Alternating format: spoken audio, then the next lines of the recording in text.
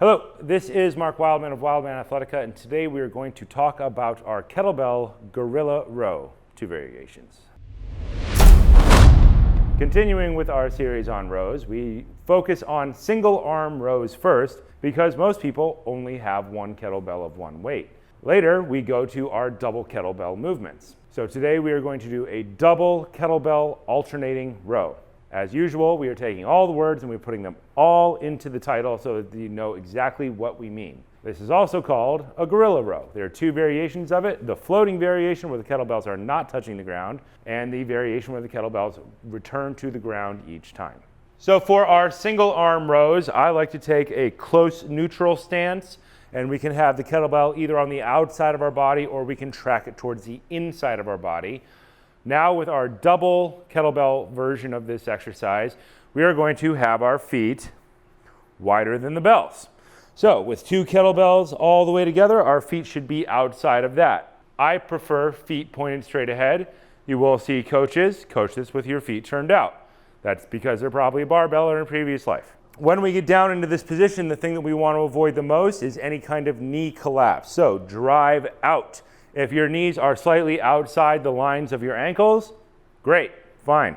We're going to hinge our hips back, give it the judo chop in the hip, drive your hips back. This now looks like the bottom of a swing, pretty much. With our feet straight ahead, we're going to grab the kettlebells. The first variation we're going to do is taking the kettlebell from the ground and touching it back to the ground each time. Kettlebells are on the ground. We would like to have the kettlebells not too far out in front. If you can bring them back so that they are directly underneath you.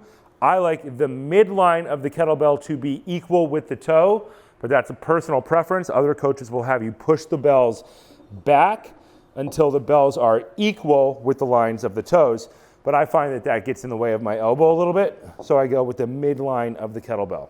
I want you to lock out one arm, use it as a support, squeeze the tricep as hard as you can, and now we are going to grab our kettlebell and row up.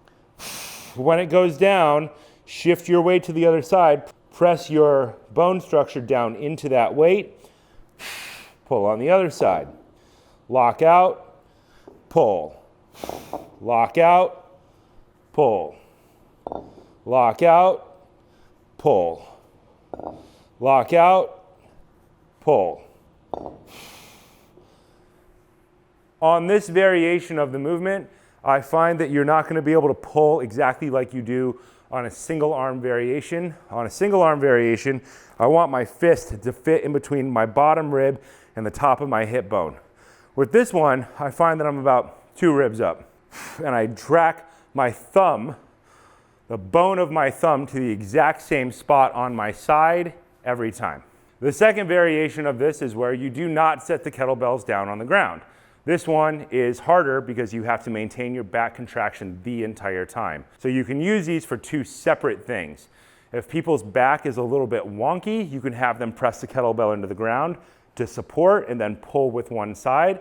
Essentially, they're turning themselves into a supported bench row. With the floating version, you have to make sure that you can maintain just holding that weight in that position. So people tend to use the floating version for lighter weights and the locked out on the floor version for when they're really cranking up heavy on the weights.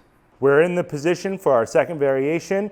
We are going to lean back into our heels and elevate the weights, and now I am holding a static movement. You're going to feel this in your glutes, your hams, and in your lower back. Pull all the way up, lower down. Still achieve lockout. Squeeze the tricep as hard as you can. Pull up, lock out, squeeze the tricep. Pull up, lock out, squeeze the tricep. Pull up, lock out, squeeze the tricep.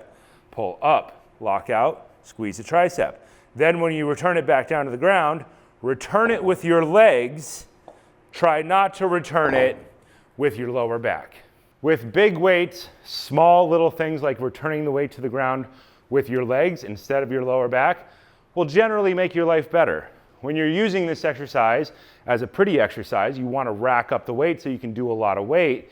If you return it with your lower back, you're going to tweak something right down at the base of your spine. It's going to make your next 2 weeks absolutely terrible, so don't do that. Return it with your glutes. You're a kettlebeller, you already have all those glute muscles. Go ahead, use them as they're supposed to be used. Normally, with a double kettlebell exercise like this, I put it into a pure strength or into a bodybuilding number protocol.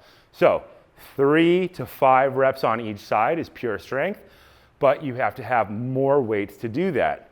Intermediate weights tend to fall better into those bodybuilding numbers of 6 to 8. But you can also crank it up into the 10 to 12 range. You can do this one for time under tension, 30 seconds, 60 seconds, or 90 seconds, but the weights have to be pretty light for you to survive that because you can crank out a lot of these in 30 seconds. Think about each one of these pulls taking 2 seconds. Have them take a 1 1000, 2 1000, 1 1000, 2 1000, 1 1000, 2 1000 pace.